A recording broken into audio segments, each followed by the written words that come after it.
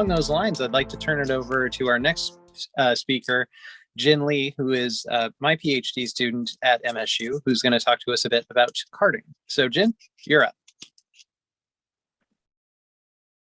All right. My name is Jin Lee, and I am a doctoral candidate in the School of Criminal Justice at Michigan State University. And today I'm going to be talking about understanding signals of vendor reliability within the online stolen data market. So just to provide some context and background, the advancement and growth of the internet has changed the way that we do many things. Chief among them is how we access and maintain our personal data and how we engage in commerce. Now, although the internet gives us this huge convenience feature, the decentralization of sensitive data into online spaces has generated many opportunities for motivated offenders to both steal and abuse such data. In fact, numerous companies have been compromised in recent years, including big box retailer Target, the European airline, EasyJet, and fast food chain Dunkin' Donuts. There are many ways for offenders to acquire private data from both companies and individual targets, including the use of computer virus infections, as well as social engineering schemes, as Kevin covered earlier. The amount of data that can be acquired by these actors at a single time often exceeds their capacity for personal use. As a result, these offenders commonly offer surplus data on these online illicit markets as either raw data or as physical cards. And not only do these offenders sell these data products online, but some are increasingly offering pre-assembled attack tools that can be used to acquire these data on a pay-for-service basis. This ultimately expands the offender pool to include both hackers as well as those who purchase these tools to generate an attack. This creates a highly competitive and saturated marketplace that comprises of numerous vendor and product options. These market actors can choose to operate on either the open and or the dark web, or both. The open web is a part of the web that we can access using our conventional browsers and search engines, such as Chrome, Firefox, and Explorer, whereas the dark web is an encrypted platform that can only be accessed through specialized browsers, such as Tor. Now, whether one operates on the open web or the dark web, the low cost of advertising allows vendors to post multiple ads across various platforms. Now, although the details contained within each ad differ based on each vendor, most sellers typically include details regarding their product description, their preferred method of payment, modes of shipping, as well as any refund or exchange policies that they may have. Now, just to give you a visual of what some of these ads look like, this is a screenshot of a vendor hosted on the dark web. Now, as you can see, this vendor offers a variety of products ranging in country of origin, card type, price, and product value. Now, one thing that's particularly unique about the site is that it attempts to hide content over a black obscure background. Now, we're able to see and read this content up on the site because I went ahead and highlighted the entire page with my pointer. Now, if I did not highlight this entire page with my pointer, what we would see is just a black background, which may lead some individuals to walk away because they think that nothing is here. Some vendors do employ these techniques to lower their risk and avoid detection. Now, this is another example of a dark web vendor, but I want to draw your attention to the generic images of credit cards used by this particular seller. Also, I want you to look at the different tabs that show prospective customers how to fill a purchase order, as well as the email that's listed on the top right, and the various product listings. This vendor even has a little sticker on the right-hand side that indicates that they are, in fact, a verified seller. Our last example is a vendor hosted on the open web. Now, once again, I want us to notice the different level of detail and content that is provided by these sellers. This particular shop has a different layout from the other two, but still provides the general details regarding the item descriptions, the card type, the price, and the country of origin of data. So these vendors can operate in one of two forms, and depending on the type that they operate in, their communication styles changes. So in general, forums follow a two-way asynchronous mode of communication where information is transparent. So think of this as sort of like an online blog where you can create a thread and make posts on that thread. When people can respond to these posts and comment about their experiences with that particular seller. Shops, on the other hand, offer a one-way mode of communication where there are no third party of oversight. These are more like our conventional online shopping platforms where vendors indicate the products that they have for sale. And while we are able to see what's available, we are unable to directly comment and engage in dialogue on the platform itself. As such, these vendors that operate on shops have the ability to hide and or alter the information that is being exchanged. This difference in vendor type complicates the process of information flow and makes it harder for these buyers to discern who best to interact and do business with. Now, the social interaction between buyers and sellers highlights the importance of trust in these online illicit marketplaces, as well as untrustworthy environments more generally. So first, buyers must be able to discern who they can trust. However, this is complicated by the number of available products and vendors, as well as the level of product information that's provided and the different types of communication and messaging.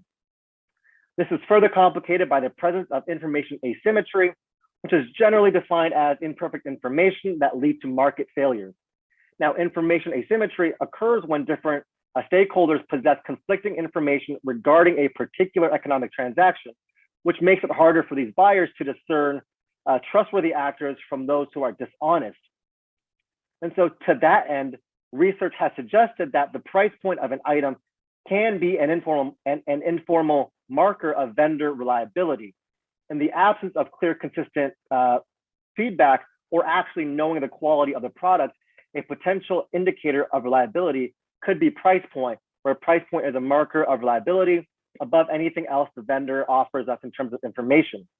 Now, this argument is based on the premise that offenders who steal such data and understand how to use it would be unwilling to sell valid products at substantially lower rates, since it would be irrational, again, just going off of that rational choice framework, it would be irrational to sell such economically valued items for considerably less than their value. Under this logic, the sellers who advertise these data products at low price points may either be unskilled offenders or skilled offenders who are employing a strategy to attract inexperienced buyers into buying defective items. Now, in this context, price points that are too low may suggest that they're too low for a reason, whereas price points that are too high could make a buyer think twice, possibly saying this is too much for that particular item. And this way, price point could again act as an informal marker, indicating vendor reliability, as it can show that the vendor isn't trying to scam the buyer, but offering a reasonable price point that fits the product. And it's worth noting, however, that this argument was made over a decade ago, when market conditions were much different than they are today. In fact, this argument about lower prices and higher prices was made when there were less data breaches, less vendors, and less overall data products for sale. These offenders from over a decade ago also had more ways of exploiting these data products in both online and offline environments, as the chip and pin method wasn't officially adopted in the US until 2015, and signatures weren't required for purchases under a certain amount. Now, given the shift in market conditions to a buyer's market, we may be less confident in whether price is still a reflective indicator of product quality and vendor reliability when there is an abundance of data vendors and products for sale. So essentially, pricing on both ends of the spectrum may present risk. So the concept of trust in illicit markets is important, as actors have to rely on informal social control to remedy such deceptive behavior. In fact, buyers may receive non-functional products or simply no item at all from unreliable sellers after they transfer their funds. This stresses the importance of informal social control, as the market is inherently in favor of sellers. This is particularly important in online illicit markets, as buyers are unable to physically verify the quality of the product prior to completing the economic transaction. So given the rise of stolen data markets, a better understanding of the situational processes that shape these offenders' actions and behaviors are needed. And to that end, classical perspectives in criminology have been used to understand individuals' involvement in various economic behaviors. Rational choice theory, as both Cassandra and Jordan mentioned in their talk, is particularly valuable to research on illicit markets and operational practices, as it assumes that actors make calculated decisions as to which vendors and products they pursue and interact with, so as to minimize their risk of being harmed by vendors or being detected by law enforcement. Signaling theory complements rational choice by arguing that sellers deliberately calculate the costs and benefits associated with the signal prior to sending it. Now, the dual market environment adds to the complexity of decision-making for customers, as they must make a determination as to which market to engage with. These complications ultimately force market actors to look for signals to differentiate the more reliable sellers and products from those that are dishonest and fraudulent. Market actors are tasked with identifying and interpreting signals accurately, as those who do so will likely avoid being scammed, while those who inaccurately perceive these signals as intended will likely experience varying levels of financial harm and loss.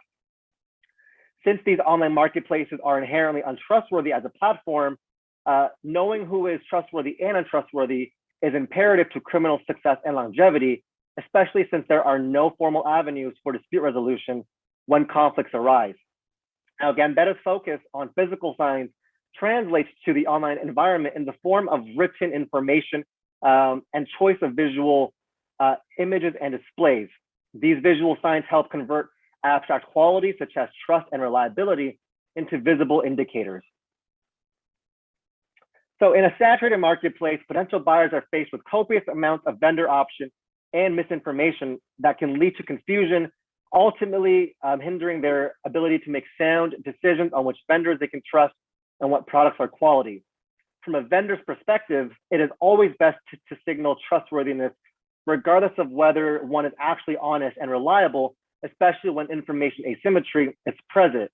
This adds to the complication of differentiating reliable sellers from unreliable actors, as those untrustworthy are likely to imitate the signals used by their legitimate counterparts to entice inexperienced buyers.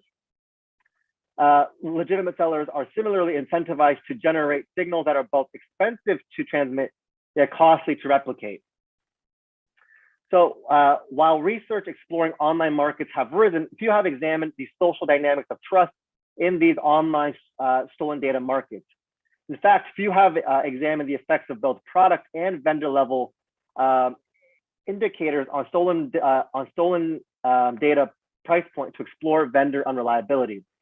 Moreover, limited research has examined different vendor types within the same analysis.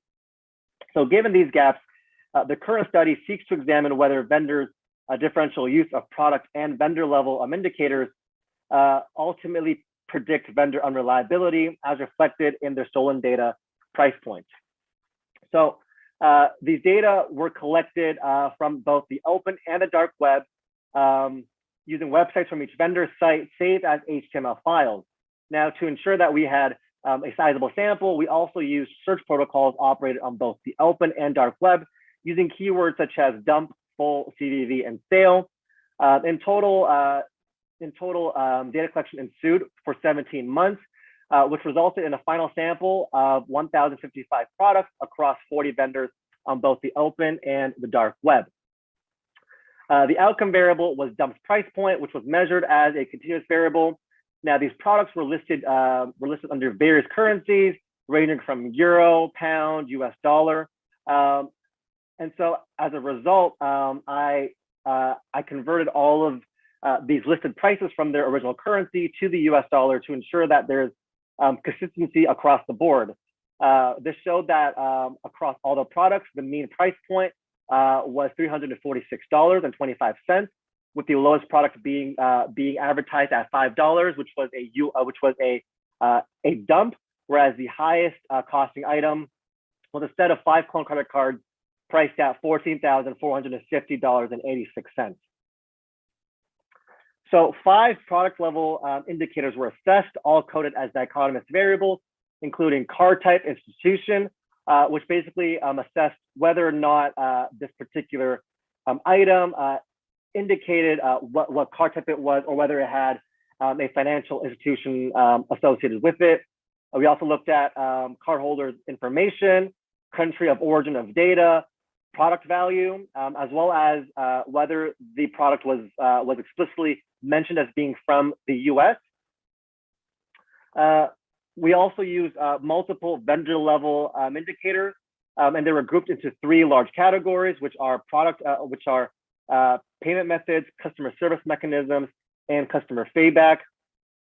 Now, for payment methods, this included 3 binary variables, which included cryptocurrency, which consisted of Bitcoin, Bitcoin Cash, Litecoin, Dash, and Ethereum. And we also looked at instantaneous online payment systems, which consisted of WebMoney, Perfect Money, and PayPal. In terms of the vendor level predictors that looked at customer service mechanisms, we looked at whether or not this vendor exercised any customer service lines, as well as if they offer any free samples or product replacements. Lastly, we looked at a vendor's use and sentiments reflected in their customer feedback sections. And so if they had any positive customer feedback, this was coded as 1, whereas if they had any neutral or negative feedback on their site, it was coded as 0. We also included 2 control variables, which included web platforms, whether or not the vendor was hosted on the open web versus the dark web, as well as the type of vendor, so whether or not they were operating as a forum or as a shop. So the general hypotheses revolved around the idea that less labor-intensive indicators and those that are easy to fake are going to point to vendor unreliability, whereas more time-consuming indicators and those that are harder to replicate are likely to lead to indications of potential reliability. And so quickly going over the analysis plan, I used a mixed effects multi-level regression given the nested nature of the data. So since these sales and these products are nested within these markets and these vendors, coefficients were exponentiated given the log transformation of the dependent variable, allowing for percentage change interpretation. And the final analysis excluded both free samples and web platform due to the presence of multi-collinearity. To explore whether some of these relationships hold in different contexts, I also attempted multi-level models with 4 other dependent variables. However, due to measurement issues, I was unable to go through with those. So while crude in comparison, I ran chi-square analyses instead to get a sense of whether or not there are any significant associations between key variables of interest, and to understand the strength of these relationships as well. So going into the findings, when looking at just the product level indicators, all but one was significantly associated with price point, and the one that wasn't was cardholders' information. So 2 variables were positively associated with price point, whereas 2 were negatively associated with price point. Specifically, not providing a card type and indicating a country of origin increased price point, whereas not providing the product value and selling US data decreased the price point. When both product and vendor level indicators were included in the same model, 4 popped up as predictors of potential reliability. And those 4 are not providing the card type, using cryptocurrency, offering product replacements, and having positive customer feedback. These were all associated with higher price point, which suggested potential vendor reliability. On the flip side, 4 variables popped up as predictors of vendor unreliability. And these were not providing the product value, selling US data, other digital payment systems, and providing customer service lines. These were associated with lower price points, which again indicated vendor unreliability. So in terms of the chi-square analyses, I found that the payment method variables had the strongest individual relationships across many of the key variables. In fact, all 3 payment methods had the strongest individual tie with at least one of the key variables, suggesting possibly that payment method may be an avenue that we look at into more detail as a significant marker of reliability and or unreliability. So wrapping this up, we see that various product and vendor level signals are used by stolen data sellers, some of which are potentially more reliable than others. We find partial support to suggest that weak signals, or those that are less labor intensive and easy to replicate, are associated with lower prices. And we find partial support to suggest that persuading signals are associated with higher price points. We also found that cryptocurrency was significantly associated with higher price point. Now, this is interesting because while the use of cryptocurrency can be faked, there seems to be a level of assurance there with this medium that overrides the potential risks involved. It may also illustrate one's mannerisms and familiarity with the trends of the marketplace. And it's important to note that there were some exceptions and findings that went contrary to our expected hypotheses, suggesting that the online marketplace may resemble an uninformative cost condition where buyers are unable to accurately differentiate trustworthy sellers and their signals from those unreliable. So in closing, what do these findings tell us, and how do these findings help us? So for one, knowing which signals transmit unreliability and increase reliability can allow law enforcement to flood the marketplace with a mixture of these signals to further complicate the identification of signals versus noise. This can cause market actors to leave the marketplace entirely due to the increased risk and uncertainty, which would ultimately save law enforcement time and resources as individual arrests are no longer needed. Similarly, law enforcement can create fake shops that transmit mixed signals, which would again generate a similar level of confusion and increase the level of risk that cause market actors to exit the marketplace. In addition, law enforcement can target these prominent platforms and facilitators that market actors use to conduct business. So whether that's a payment platform or a communication line, in targeting these platforms can cause a larger disruption in market behavior without apprehending individual actors. Now, quickly going over some of the limitations, we see that since this data was collected in 2019, it may not reflect the current state or the condition of the marketplace. As well, we are uncertain whether these signals and their meanings apply to the wider online marketplace that consists of both digital and physical goods. These findings cannot be generalized to the non-English based marketplaces. As well, the findings here cannot be generalized to other markets that do not operationalize under the registration-only platform. And lastly, just to go off of what Jordan and Cass said, using mixed methods to understand exactly how these offenders make these signals and how they interpret them could be the next step in this type of research. So thank you for listening.